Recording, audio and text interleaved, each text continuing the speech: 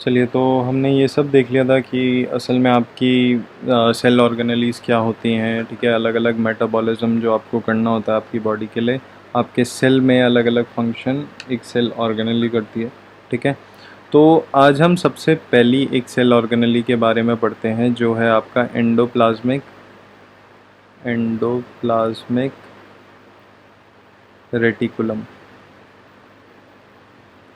ठीक है। तो एंडोप्लाज्मिक रेटिकुलम बेसिकली है क्या, ये अगर मैं इसका मोटा मोटा फंक्शन बताऊँ ना, तो एंडोप्लाज्मिक रेटिकुलम क्या करती है, आपका ट्रांसपोर्ट के लिए हेल्प करती है कि आपका जो भी चीज़ें ट्रांसपोर्ट करनी है इधर से उधर, उस चीज़ के लिए आपकी एंडोप्लाज्मिक रेटिकुलम हेल्प करती है। और एक कैसे प्रेजेंट होती है, वैसे हम सीखेंगे कि हमारा प्लांट सेल कैसे दिखता है, एनिमल सेल क्या कैसे दिखता है, नेक्स्ट क्लास में मैं करा दूंगा प्रॉब्ली, ठीक है। तो क्या होता है कि जैसे आप देखेंगे जब डायग्राम वगैरह बनाएंगे, तो लेट से ही आपका न्यूक्लियस है, ठीक है। तो यहाँ पे ऐसे ऐसे ऐसे ऐसे करके होती है, ठीक है। न्यूक्लियस से ही अटैच्ड होती है ऐसे ऐसे करके, ठीक है। और हमारी दो तरीके की होती है एंडोप्लाज्मिक रेटिकुलम, एक होती है स्मूथ, एक होती है रफ, ठीक है। तो रफ आपकी बाहर की तरफ होती है ऐसे ऐसे ऐसे, उनमें राइबोसोम्स लगे होते हैं। राइबोसोम भी एक तरीके से अलग आपकी सेल ऑर्गेनली है, जिसके बारे में आप पढ़ेंगे, ठीक है। तो बेसिकली अगर मैं इसे डिफाइन करना चाहूँ तो मैं क्या लिख सकता हूँ कि it is the network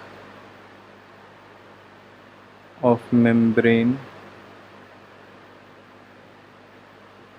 present in cytoplasm. These are present in eukaryotic cell. देखो, मैंने आपको बताया था कि असल में जो आपके प्रोकैरियोटिक सेल्स होते हैं उसमें ऐसे मेम्ब्रेन बाउंड ऑर्गेनेलीज प्रेजेंट नहीं होती, कि अगर वैसे तो खैर ऑर्गेनेलीज ही प्रेजेंट नहीं होंगी, बट अगर बाई चांस अगर प्रेजेंट है भी तो मेम्ब्रेन बाउंड ऑर्गेनेलीज वैसे ही प्रेजेंट नहीं होंगी। तो अगर हम बात कर रहे हैं एंडोप्लाज्मिक रेटिकुलम की, उसके बारे में अगर स्टडी करने की कोशिश कर रहे हैं, तो हम अगर देखना चाहते हैं उसे, तो हम लेंगे यूकैरियोटिक सेल, ठीक है। क्योंकि वो वेल डेवलप्ड उसका न्यूक्लियस है, उसमें सारी ऑर्गेनेलीज चाहे मेम्ब्रेन बाउंड हो या ना हो, वो आपको मिलेंगी मिलेंगी, ठीक है। तो एक तरीके से नेटवर्क ऑफ मेम्ब्रेन है कि जहाँ से मतलब यहाँ से वहाँ अगर फूड पहुँचाना है या कोई भी चीज़ अगर आपको पहुँचानी है, तो इसीलिए मदद करता है, ठीक है। तो अगर मैं बात करूँ एंडोप्लाज्मिक रेटिकुलम के टाइप्स की, तो हमारे पास दो तरीके की इसके टाइप्स है। सबसे पहले तो these are of two types, ठीक है। तो जो सबसे पहला टाइप है वो है आपका स्मूथ एंडोप्लाज्मिक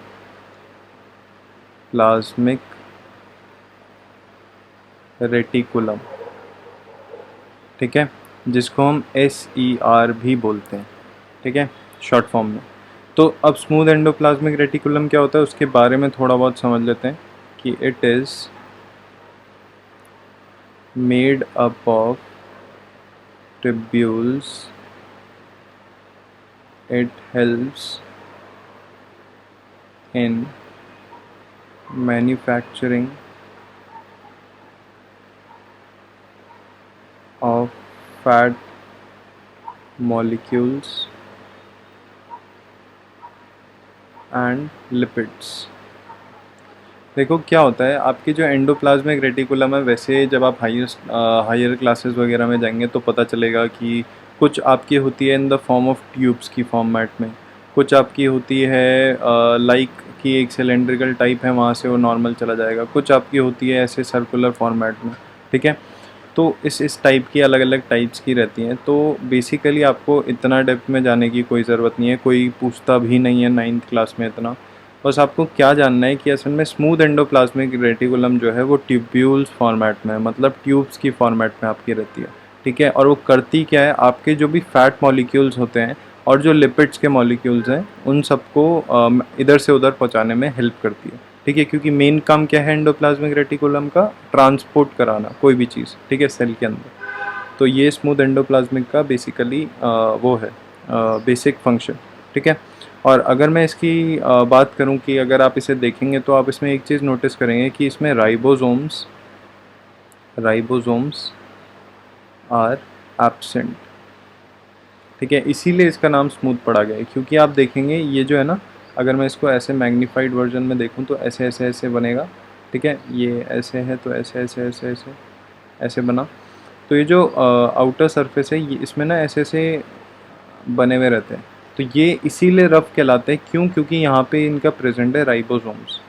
ठीक है, जो कि स्मूथ में प्रेजेंट नहीं होता, तो इसलिए मैंने नॉर्मली लिख दिया कि राइबोसोम्स आर एब्सेंट। ठीक है, फिर जो आपका इसका दूसरा टाइप है वो है आपका रफ एंडोप्लाज्मिक रेटिकुलम। ठीक है, तो रफ एंडोप्लाज्मिक रेटिकुलम क्या है, तो इसके बारे में थोड़ा बहुत लिख लेते हैं कि it is made up of vesicles. ठीक है, and helps in manufacturing of proteins. इसके अलावा contains ribosomes on its surface. ठीक है, अब इसका मतलब क्या है कि सबसे पहले वेसिकल से बनी होती है। ठीक है, उसके अलावा ये किस चीज़ में मदद करती है, आपके प्रोटीन्स, जिस तरीके से ये फैट के मॉलिक्यूल्स एंड लिपिड्स को ट्रांसपोर्ट करने के लिए मदद करती है, उसी तरीके से रफ एंडोप्लाज्मिक हेल्प करती है मैन्युफैक्चरिंग ऑफ प्रोटीन्स के लिए। ठीक है, उसके अलावा इसकी सरफेस में राइबोसोम्स होते हैं। अब देखो मेन फंक्शन यहाँ से राइबोसोम का होता क्या है। राइबोसोम बेसिकली आपके जो भी प्रोटीन्स वगैरह होते हैं उनको डाइजेस्ट करने के लिए हेल्प करते हैं। मतलब अगर आपका प्रोटीन डाइजेस्ट करना है या मतलब प्रोटीन से रिलेटेड चीज़ें आपकी, उससे वो राइबोसोम उसमें इन्वॉल्व रहते हैं। ठीक है, तो अब जब प्रोटीन से रिलेटेड चीज़ों में राइबोसोम इन्वॉल्व है और यहाँ पे अगर राइबोसोम प्रेजेंट है तो साफ सीधी बात है कि आपका प्रोटीन मतलब कुछ ना कुछ प्रोटीन से रिलेटेड मैन्युफैक्चरिंग तो होगी होगी। ठीक है, तो इसीलिए थोड़ा बहुत लॉजिक अगर आप बैठाना चाहें तो बैठा सकते हैं। राइबोसोम है इसलिए मैन्युफैक्चरिंग ऑफ प्रोटीन इस टाइप से। ठीक है, तो ये बेसिक था कि असल में रफ एंडोप्लाज्मिक रेटिकुलम क्या करती है। अगर हम मोटा मोटा देखें कि what is the function of, कि अगर आ जाता है पेपर में कि what is the function of ER, ER बोले तो एंडोप्लाज्मिक रेटिकुलम। ठीक है, फंक्शन ऑफ ईआर, तो देखो सबसे पहला फंक्शन की अगर मैं बात करूं तो ये क्या करता है कि आपका जो साइटोप्लाज्म है, ठीक है, साइटोप्लाज्म और न्यूक्लियस के बीच में एक तरीके का पाथ है ताकि कि आपका जो भी एसेंशियल चीज़ें हैं यहाँ से वहाँ हो सके। ठीक है, तो transport material between cytoplasm and nucleus. ठीक है, इसके अलावा it provides space for biochemical activities. जो भी बायोकेमिकल एक्टिविटीज़ हैं उसके लिए ये प्रॉपर स्पेस प्रोवाइड करता है कि इसके अपने स्पेस में वो बायोकेमिकल एक्टिविटीज़ हो सकती है। ठीक है, it helps in synthesis of fats, steroids and cholesterol etc.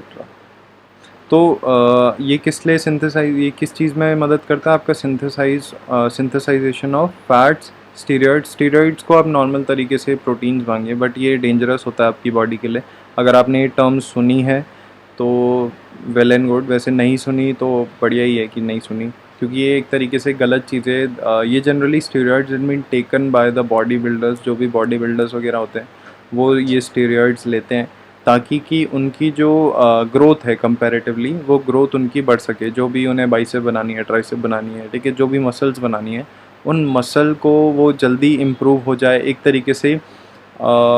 कि अगर आप नॉर्मल तरीके से बढ़ाएंगे तो हो सकता है आपको 1 साल लग जाए वो प्रॉपर मसल गेन करने में, बट अगर आप स्टीरॉइड्स ले लेते हैं तो आपका ये जो सर्कुलेशन होता है काफ़ी जल्दी हो जाता है।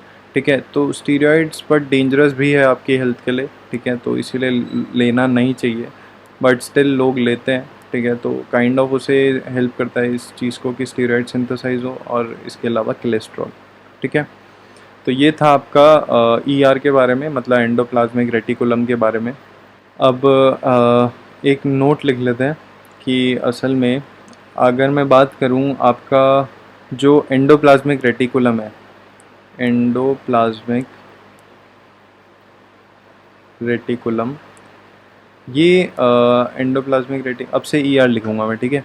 तो एंडोप्लाज्मिक रेटिकुलम ना सारे सेल में प्रेजेंट होती है, एक्सेप्ट अगर बाई चांस आ जाता है कि endoplasmic reticulum is absent in RBCs. Red blood cells जो आपके होते हैं वहाँ पे एब्सेंट होती है, मतलब आपके जितने भी आपकी बॉडी में जितने भी सेल है, सारे सेल में आपकी एंडोप्लाज्मिक रेटिकुलम प्रेजेंट है, बट आरबीसीज में नहीं प्रेजेंट, ठीक है। दूसरा नोट जो इम्पॉर्टेंट है कि असल में ये मैं लिखा ही चुका हूँ कि रफ एंडोप्लाज्मिक रेटिकुलम जो आपका होता है उसके पास क्या होता है, rough endoplasmic reticulum contains ribosomes, ठीक है। ये भी दो दो नोट हैं, इन्हें आप अगर ध्यान रखेंगे तो आपके 1 मार्कर में मार्क्स नहीं जाएंगे, ठीक है, तो इसको ध्यान रखिएगा। अब क्वेश्चन टेकअप कर लेते हैं, क्योंकि हमने काफ़ी टाइम हो गया हमने कोई क्वेश्चन टेकअप वेकअप नहीं करा, ठीक है, बस कॉन्सेप्ट ही समझे जा रहे हैं, तो अपने आप को टेस्ट भी करना है। तो सबसे पहला क्वेश्चन आता है आपका क्वेश्चन 1, जो कि इन टेक्स्ट क्वेश्चन है आपका पेज नंबर 59 पे, ठीक है। वो कहता है कि who discovered cell and how. अब देखो ये जो वैसे आपको पता है कि किसने करा है डिस्कवर, रॉबर्ट हुक ने। कब करा है, इन 1665। कैसे करा है, with the cell design microscope, ठीक है।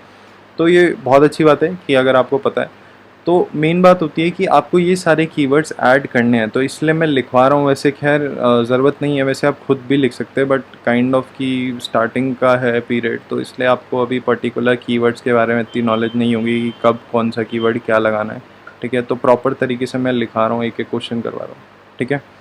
तो रॉबर्ट हुक, अगर जैसे वैसे तो खैर साइंस में ऐसा होता है कि आप अगर अपनी लैंग्वेज लिखते हैं तो भी अच्छा है, क्योंकि अपनी लैंग्वेज ही वर्थ इट है एट लास्ट। क्योंकि अगर आपने रटा नहीं है, सारी चीज़ें समझी है, कॉन्सेप्ट समझा है, तो आप अपनी लैंग्वेज से आसानी से लिख सकते हैं। बस ये है कि स्टार्टिंग में हो सकता है आपको ये चीज़ समझना है कि कब कौन सा कीवर्ड क्या यूज़ करना है, ठीक है। तो इसीलिए स्टार्टिंग में मैं लिखवा रहा हूँ। धीरे धीरे हम ये चीज़ वो कर देंगे कि आपको सिर्फ डिक्टेट कर देंगे कि ये कीवर्ड्स हैं, एंड आप अपने आंसर में उसे ऐड कर लीजिएगा, ठीक है। वैसे अगर कोई अपने अकॉर्डिंग लिखना चाहता है, इसमें ऐड ऑन करना चाहता है, इसमें सब्ट्रैक्ट करना चाहता है, तो कर सकता है, ठीक है। तो रॉबर्ट हुक, अगर मैं इसका आंसर लिखना चाहे, रॉबर्ट हुक डिस्कवर्ड सेल कब करा था, इन 1665, ठीक है। ये इंपॉर्टेंट लाइन हो गई। और कैसे, वाइल, मतलब किस चीज़ को एग्जामिन कर रहे थे, while examining a thin slice of cork. Cork मतलब पेड़ की छाल, मतलब जो कॉर्क और बार्क भी कह सकते हैं, बार्क ऑफ अ ट्री। किस चीज़ से, through a self designed microscope, ठीक है। तो यहाँ पे कीवर्ड क्या क्या हो गए, किसने डिज़ाइन करा है, आपके रॉबर्ट हुक ने। कब करा है, इन 1665, ठीक है। किस चीज़ को एग्जामिन करा था उन्होंने, थिन स्लाइस ऑफ कॉर्क या फिर बार्क ऑफ ट्री, ठीक है। किस चीज़ से, by the cell design microscope, ठीक है। फिर उन्होंने असल में ये जब चीज़ उन्होंने ये चीज़ देख ली, उसके बाद अब बारी आती है कि उन्होंने हाउ, अब हाउ की बारी आ रही है। तो ही सॉ, उन्होंने जो चीज़ देखी थी, ही सॉ दैट कॉर्ड, जो कॉर्ड था, resembles the structure of honeycomb consisting many little rooms, which he later named as cell. ठीक है, कि असल में छोटे छोटे रूम्स जैसे दिख रहे थे, कि वो हनी कॉम स्ट्रक्चर जैसा दिख रहा था, जिसमें छोटे छोटे रूम्स थे, और बाद में जाके उन छोटे रूम्स का नाम उन्होंने सेल रख दिया। ठीक है, तो ये सारे जितने हैं ये सारे कीवर्ड एक पर्टिकुलर उसके लिए। तो अगर आप ये ऐड करते हो तो परफेक्टली आपको पूरे मार्क्स मिलेंगे। ठीक है, उसके बाद अगर हम बात करें नेक्स्ट क्वेश्चन की, तो question number 2, page number same है 59। तो क्वेश्चन 2 कहता है कि why cell is called the structural and functional unit of life. तो ये भी आपको पता ही होगा कि स्ट्रक्चरल क्यों है, क्योंकि आपकी बॉडी उससे बनी है बेसिकली। एंड फंक्शनल क्यों है, क्योंकि वो अलग अलग फंक्शन, सेल का हर एक सेल का अपना अपना फंक्शन है। तो इसलिए कोई ना कोई ऐसी फंक्शन परफॉर्म करते हैं ताकि कि हम जिंदा रह सकें, जो हमारे मेटाबॉलिक एक्टिविटीज़ के लिए रिस्पॉन्सिबल है। ठीक है, तो इसीलिए हम इसको भी लिख लेते हैं कि एज आवर, सबसे पहले हम स्ट्रक्चरल का लिखते हैं। ठीक है, as our whole body is made up of cell, so as the cell is providing the basic structure to our body, therefore it is termed as structural unit of life। ठीक है, तो ये हमने बेसिक लिख लिया structural का। अब functional की बात करें तो फंक्शनल का क्या है, स्ट्रक्चरल में मतलब क्या है इसका, कि आपकी जो पूरी की पूरी बॉडी है वो सेल से बनी है, मतलब कि सेल आपका एक तरीके से स्ट्रक्चर प्रोवाइड कर रहा है आपकी बॉडी को, तो इसीलिए हम उसे स्ट्रक्चरल यूनिट ऑफ लाइफ बोलते हैं। और अब फंक्शनल की बात करें तो as a cell capable of independently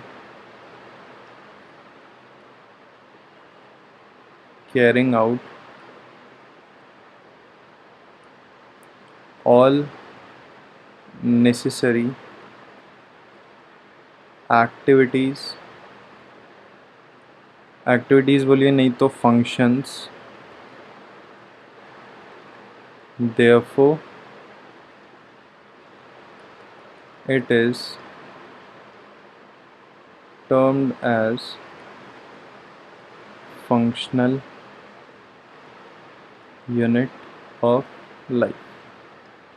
ठीक है, तो ये बेसिक आपका क्वेश्चन पूरा होता है सेकंड वाला, कि आपका स्ट्रक्चरल और फंक्शनल यूनिट हम उसे क्यों कहते हैं।